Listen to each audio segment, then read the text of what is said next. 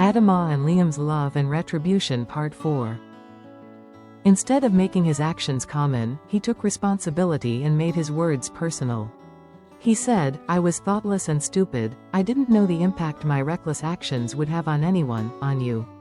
If you are still hurting this much, it shows how profoundly you loved me. If you found my actions deceptive, you were correct. Not only had I deceived you, but I had also deceived myself. Ada, please pardon my thoughtlessness." Smiling, he said, "I don't want to reiterate my apologies because I don't want to hurt you further." He gazed at Adamah and said, "For the last time, can you please forgive me?" He touched Adamah's hand playfully. Her body shivered, and her heart pounded. Endorphins surged. She was struggling to determine and process Liam's actions. He kept gazing at her and said, "Ada, please, tell me if you've pardoned me?" She nodded yes. He kissed her hand and said, "Thank you. Knowing that you forgave me, you have no idea how much it means to me. I thank you much." She smiled at him while pulling her hand and said, "I'm sorry, Liam. For many years, I had so much anger and resentment in me. I thought it went away or I would be able to control them, but alas." Looking at him, she said, "Liam, despite everything you've done to me, I've always held you in high esteem because I loved you. I found you intriguing, and you were an important part of me as if we were meant to be together forever. I was divorced but didn't feel that much hurt. I didn't feel anything at all, good or bad, anger or delight, resentment or remorse, nor was I morose. Why? Because my love for my spouse wasn't perfect, and he knew it." After processing Liam's statement, Adamah said calmly, "Excuse me, Liam, but the irritating thing was that you knew that I loved you, but your feelings differed from mine. You were going around kissing girls and being proud of having multiple of them, and playing games with their emotions. What a pity." "I am sorry," he said. "I was telling you the truth because it was the truth. Besides, I didn't have good role models in my life." Knowing the truth about his family, Adamah smiled and said, "I agree with you. When you were growing up, you had to be madly in love with a girl to not cheat on her, or a girl had to break your heart for you to understand and to feel the pain of betrayal." He smiled at her. "Liam, have you ever carried a torch for a woman, and she hurt you?" He nodded yes. "So, you know how heartbreak felt." He agreed and said, "Maybe it's my fault. I'm not accustomed to expressing my feelings to a woman. Since a young age, I have heard people say that women or men can use emotions as a mechanism for control, so I don't throw my feelings at women." Adamah wrinkled her nose, eyes widening. She looked confused. He said, "When the feelings seem obvious, yet women want a man to express them. I'm sorry, that's not me. Yes, in the beginning, I did express my emotions, not voicing, but in writing." Adamah smiled. "Is that so?" She looked at the clock on her bedside table and said, "You are probably famished. Let me make us lunch." She got out of bed. Liam said, "I'll help you with lunch." Both Adamah and Liam walked to the kitchen to prepare lunch. Surprisingly, the dining table and kitchen were neat. Looking at him, she smiled. Standing in juxtaposition, talking, Liam asked, "What do you want me to do to help?" She replied, "I want you to do nothing. Liam, you are my guest." He said, "Is it because you don't trust my culinary skills?" "Ha ha ha ha ha. Culinary skill, did you say, Liam? Don't get me wrong, I do trust men in the kitchen. Some are very skillful at home, not to mention restaurant chefs." She inspected his hands and arms and said, "But you, I'm not sure about you being a cook, nor have you visited a kitchen, not even to boil water, so allow me to help you." He smiled and said, "I can wash and peel vegetables, that's as far as my kitchen skills go." Adamah laughed aloud and said, "So, what was all the air you were blowing about?" "Nothing. You are so humorous, Liam." He turned her around to face him. "I'd seen you one day," Adamah said. Liam frowned. "Yes, I saw you. It was summertime at that party," she explained, where it had taken place. "You were wearing a white polo shirt. We were approximately a few feet apart. I was surprised that you didn't see me. As I can see, you still like to wear white." He smiled and said, "I had always visited the States in summertime. Why didn't you say hi? She made a facial expression and said, I didn't want to. I was still annoyed with you. He frowned about that revelation and said, were you still upset with me? Please don't answer that. You are still upset with me as we speak, but with good reason, I must say. You said that you have forgiven me, thanks, but I want to suggest that you try to forget what I did. You've been carrying that anger far too long. Adamah looked at him quietly, closed her eyes, and nodded. It's heavy, too heavy, it's weighing you down. Taking a step, he stood behind her and held her waist. Ada, the way I'm feeling, you have no idea. It's tearing me apart knowing that I have caused you so much grief. Have you always held these emotions for me, or was it because you've seen me? She thought for a moment and said, yes, I held these emotions for a long time, they were latent, I guess. I really had a negative view of you, and then, they slowly faded away. After that, it was completely gone, so I thought. Liam gave her a side glance. She said, when I saw you yesterday, I was somewhat perplexed.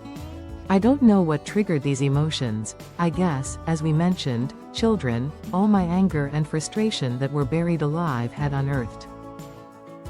He nodded, perhaps in understanding. She said, since I have never said a word to you concerning your actions with Rose, when we were talking this morning, all disposed feelings emerged in a hideous way. Smiling at her, he said, are you going to let its ugly head reappear again? In that case, it wasn't its head, but all of it emerged. It was too unpleasant to see, it frightened me. She gave him an inquiring look. He said, your feelings, ugly head. At least, you got rid of them, that's good. She grinned. He said, let's retrace what you've just told me. You said you saw me. It would be best if you had said hello when you saw me because I was free then. If you had talked to me, I would not be in this messy marriage. Adamah was surprised, but it wasn't apparent on her face. When you saw me at that party, were you still married or single?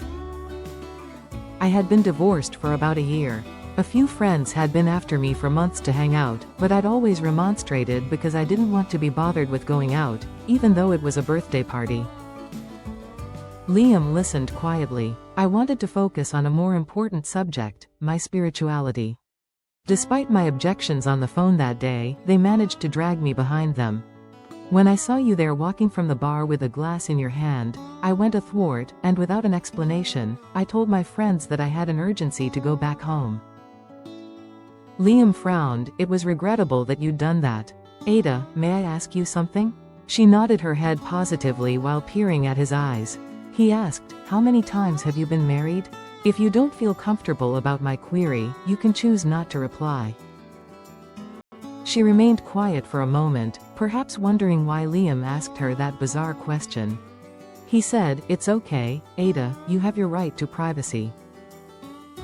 Satirizing, she said, oh, yes, I was going to answer your question, but I was counting my ex-husbands.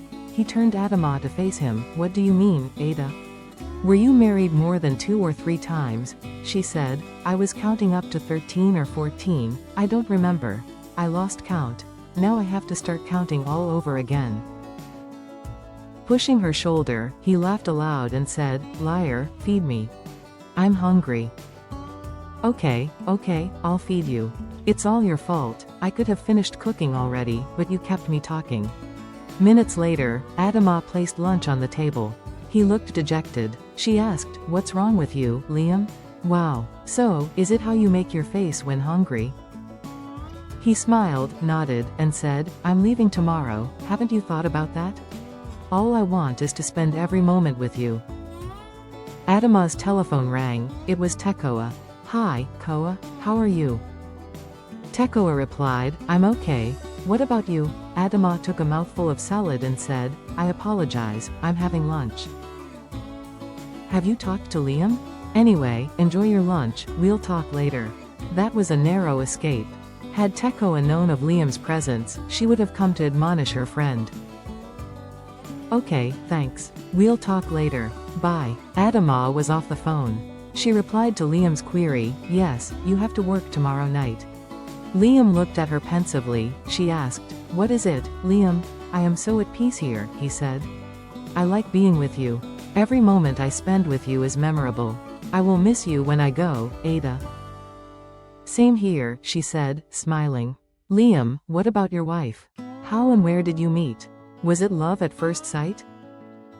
I wouldn't say that. I was alone when I met her.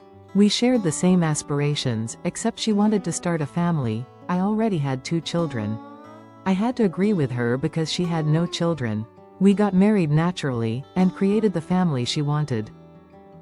He inhaled and exhaled slowly, then said, she had never worked since she got pregnant, and then we came to the States from Canada. It was initially okay because of the child who needed care. Then he went to preschool, but she had never worked year-round. Once, I was doing 3 jobs to support the family. Our child attended private schools. She didn't lift a finger to assist with paying the fees. We had insurance for 2 vehicles and the house, the mortgage, the house bills, and WA fees. Adamah frowned. He continued, I told her once that most women have children and work to support their spouses. Why can't she do the same? She replied, that's their concern, not hers. Adamah looked at Liam quietly. Her demeanor hadn't changed. He was in deep thought for a moment and said, initially, I duplicated the credit and bank cards and entrusted her to utilize them wisely. But, Liam said while nodding his head in discontentment.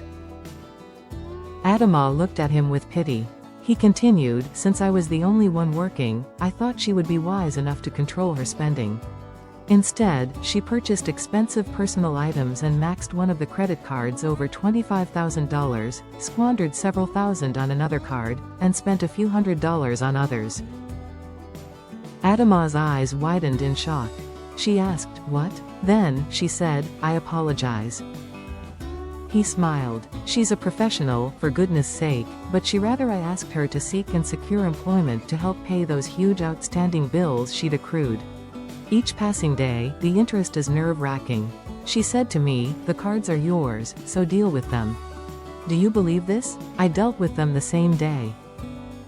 Liam said with a smile, I cancelled all the credit cards and changed the passwords of the bank cards. The next day, I came home to find a lion roaring in the house. She had gone shopping and discovered that none of the cards worked. She asked, what should she do when she needed things? Adamah's eyebrows rose, but she kept quiet. I replied, as any normal person would, go to work to provide for their extravagant spending. She made a disgusting facial expression and started ranting and raving, which I ignored. Frankly, I'm tired of this marriage. Adamah frowned. Liam said, what I'm going through with that woman is egregious and unacceptable. Only if she cared a little, she would assist me, and alleviate some of the burdens, but she doesn't care about me, nor my health. Our future together is bleak. I hope you aren't still working 3 jobs, Adamah said. You should know that the body needs rest. I did quit one of them, the real estate job I was doing part-time, but I'm still working 2 jobs, 3 to 11 and 11 to 7, Adamah frowned. I was so exhausted one day, I fell asleep on the wheel. Adamah sighed and deeply grieved for Liam. Not only had Liam been exhausted physically, but also mentally. Liam looked at Adamah and said, my first wife, wow. She was something else. I didn't want to stay in that marriage. Adamah was troubled listening to Liam's complaints about one wife to the other. He said, I wanted to divorce her the first few months of our marriage, but my brother talked me into staying because she got pregnant. And then came our second child, barely a few months after giving birth to our son. There was a lot that went on. Despite my brother's pressure, I couldn't stay in that marriage any longer. A few months after she gave birth, I left. Sighing, Liam said, as it is now, one of the children isn't talking to me. If we are in a family function, he would say hi to me as he would to a stranger, and he was done.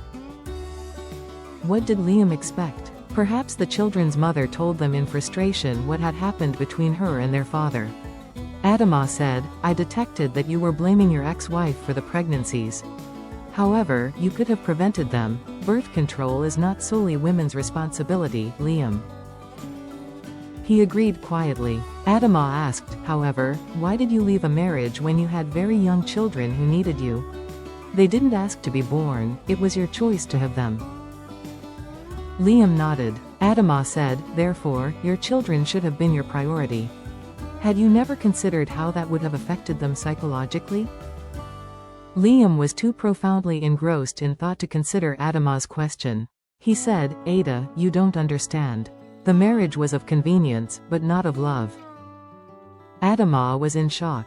But I don't understand, Liam, what sort of convenience do you mean?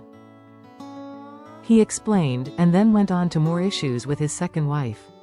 Now, Adamah had Liam's overview of women. He took them as tools to serve his purposes. Liam was devious and exploitative. He was a mythomaniac because Adamah knew from an authentic source what happened between him and his ex-wife.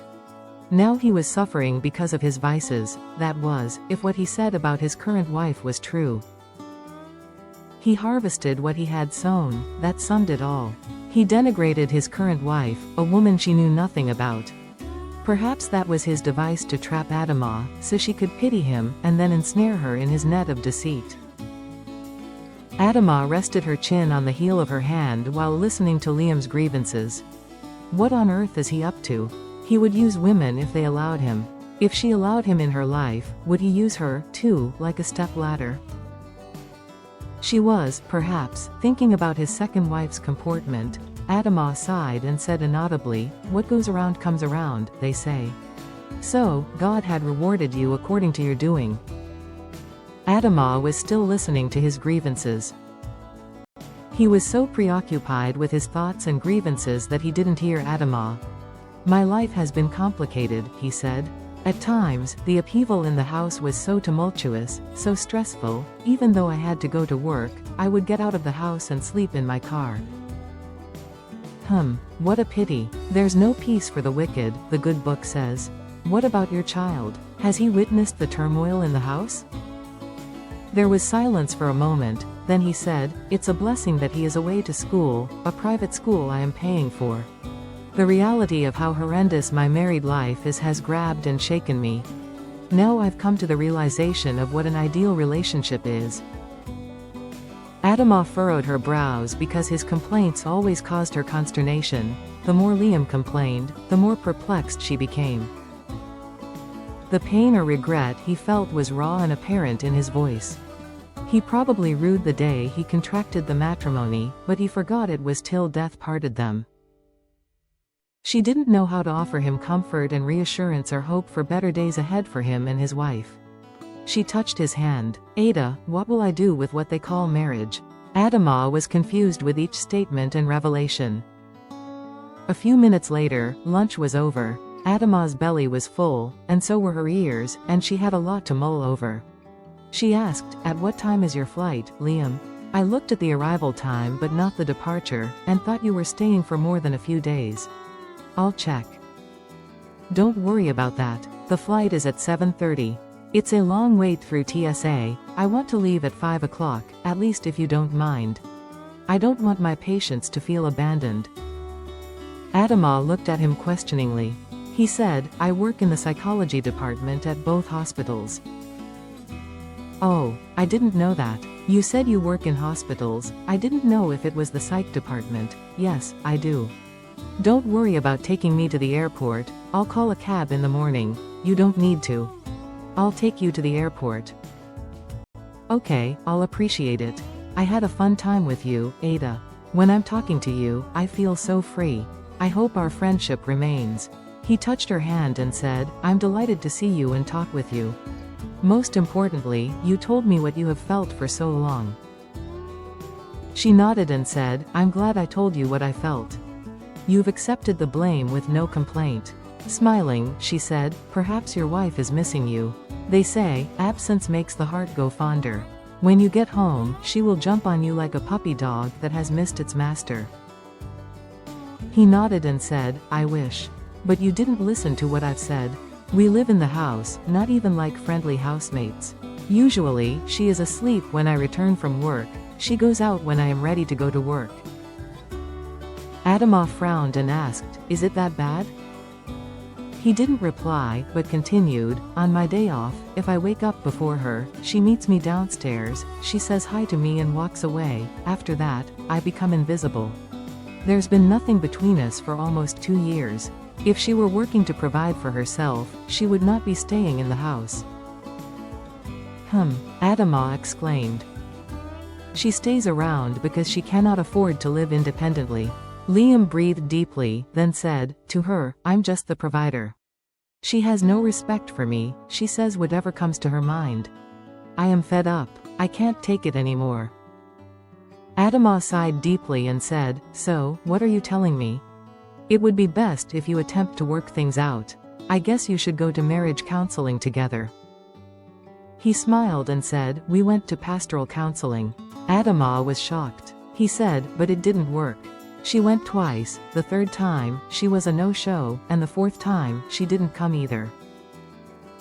Adamah nodded. Liam explained, she didn't want to keep going. To spare the pastor's precious time, I stopped going as well, and I could catch some sleep. I gave up on the marriage as she did. She feels comfortable in this awkward and loveless marriage. Adamah closed her eyes in shock. Liam said, sometimes, we spent days and weeks and didn't say a word to each other. It's wrong, but that's how she wants it. He said plaintively, I hate living like this, but that's my reality. It's unfortunate that things are not going well with you and your spouse. I have no credentials, but some people try to make their marriage work.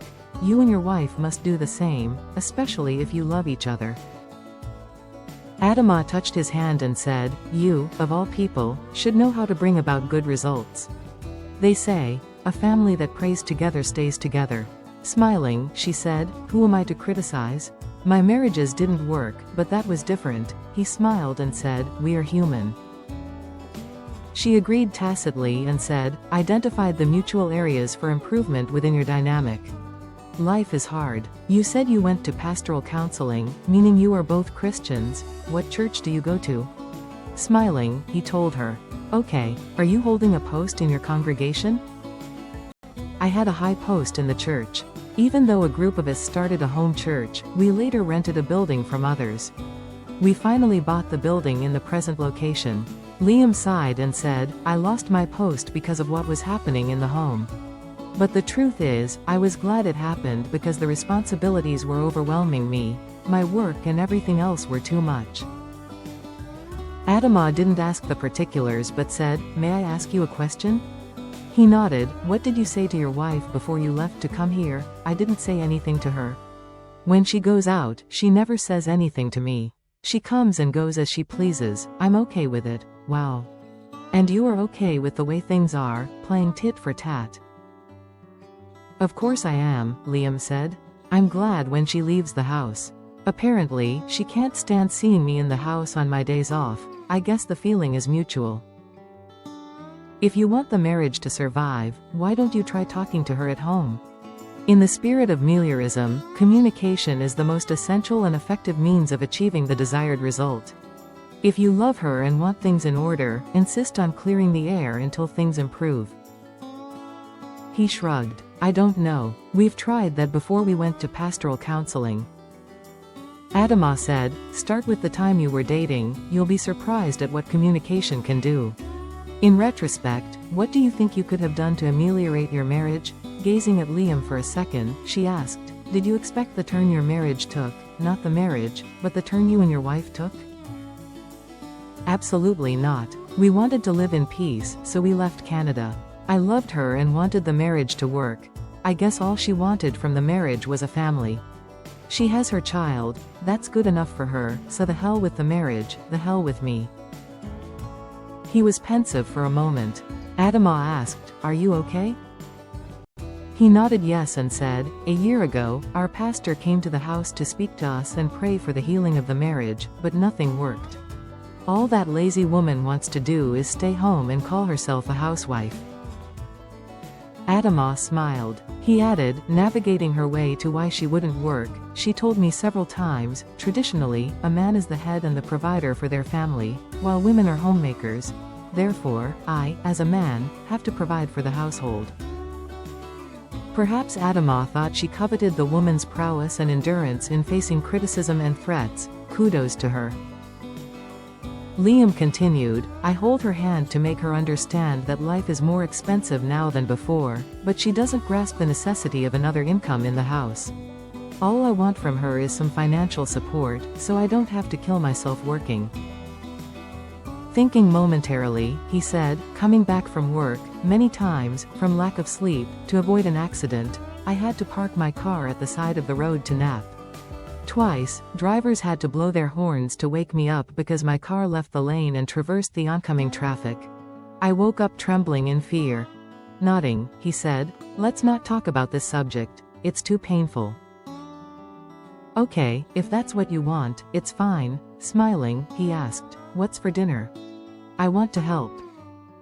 Perhaps we should go for a walk or to the mall before dinner. Smiling, he said, I don't want to go out, I would rather stay home with you. I'm leaving tomorrow, remember?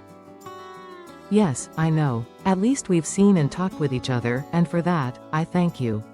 Adamah took the dishes and washed them while she and Liam talked. He seemed to like standing behind her while in the kitchen. Ada, he called plaintively, I will miss you so much. It's so peaceful here, ask me to stay. Mulling over his statement, she said, I would love for you to stay, but remember that you have a family and a career to return to. Above all, I don't want things to get more aggravated between you and your spouse.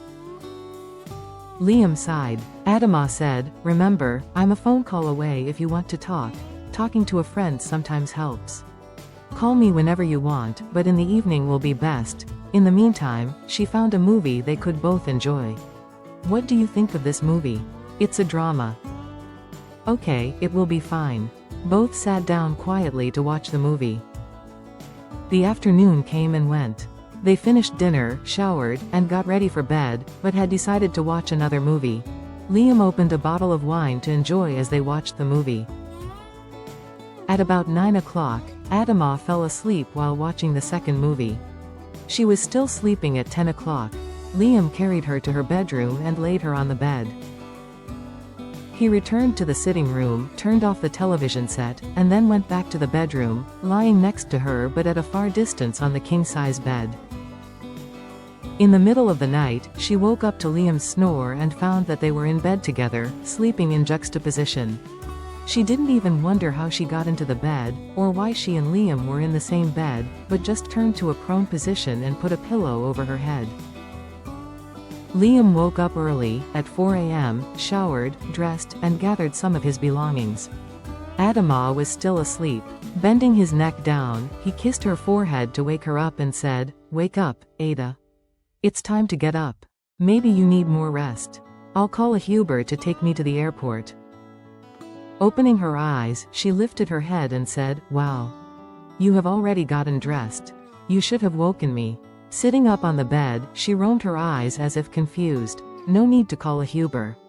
I'll drive you to the airport. Please give me a minute. I'll prepare breakfast for you quickly. No, I'll be okay. I'll get something at the airport. Adamah looked at the clock. It's still early, Liam. Excuse me, she said, grabbed a robe, and rushed into the bathroom and then the kitchen. Liam and Adamah left the house to go to the airport at exactly 5 o'clock in the morning. My dear Liam, Adamah said while driving, I don't know why you'd acted so immaturely and impulsively just to have the popularity of deviance amongst your peers. That was demeaning, but you didn't understand. He said, You are correct, Ada. I completely understand that now. You have suffered greatly because of my thoughtlessness. Do you remember the day your father caught us kissing at the side of Koa's parents' house? She glanced at him and said, How could I forget that event? We stood up, my back was against the wall. I habitually closed my eyes when we kissed. Had my eyes been open, I would have seen my father coming. You had your back to him, and I was facing him, but I blinded myself. Liam chuckled. Adamah said, smiling, I was affected by your kisses, and then, boom. My goodness, I was shocked. In his fury, my dad had put his hand on me. I was out of breath. Not only was my equilibrium disturbed by your kisses, but also by the slap. Both of them laughed. Love can cause death, I would say. Liam said, My kiss disturbed your equilibrium. That's hyperbolic. I understand why parents would stop their teens from dating. You were 14 years old, Ada. If I were your father, I don't know. You see, when your dad slapped you, I was scared. When I didn't see you at Koa's house, I thought your father had forbidden you to see me. Adamah smiled and said, my dad would have had to kill me to make me stop seeing you. She was driving while smiling and glancing at Liam with a twinge of lust. She wrestled with the desire to ask him to stop gazing at her in that manner. Instead, she said, I liked and looked forward to being with you because I liked how I felt when I was with you. He asked the pivotal question, and now, what do you feel about being with me? She didn't reply but glanced at him and kept her eyes on the road. Okay, you don't want to answer, that's fine. Liam, do you remember the acrostic poems you used to write to me? Then you ended them with my name in an acrostic. He smiled and said, yes, of course. You wrote each letter of my name with Gothic letters. You were a smart young man, not to say Homeric. I give you that, she said, smiling. A smooth operator you were, like some people would say. Maybe he did that for his numerous girlfriends. Liam asked, what do you remember about me, about us? Please, stay tuned for part 5 of Adamah and Liam's love and retribution to see how their love narrative develops. Thanks for watching.